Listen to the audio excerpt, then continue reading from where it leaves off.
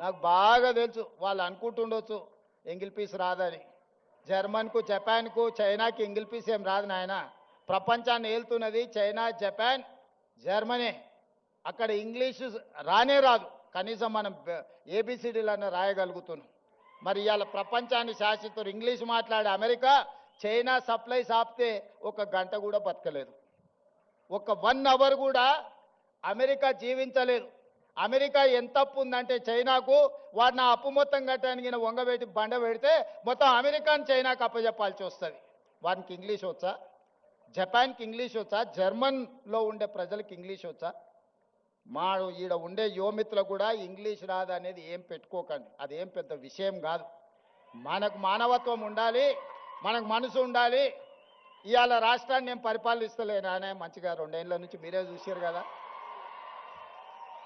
కావాలంటే 10 మంది ఇంగ్లీష్ వచ్చిన వాళ్ళని ఉద్యోగస్తులను పెట్టుకుంటే మాట్లాడవా అని చెప్పొచ్చు ఒకరి తర్వాత ఒకరిని.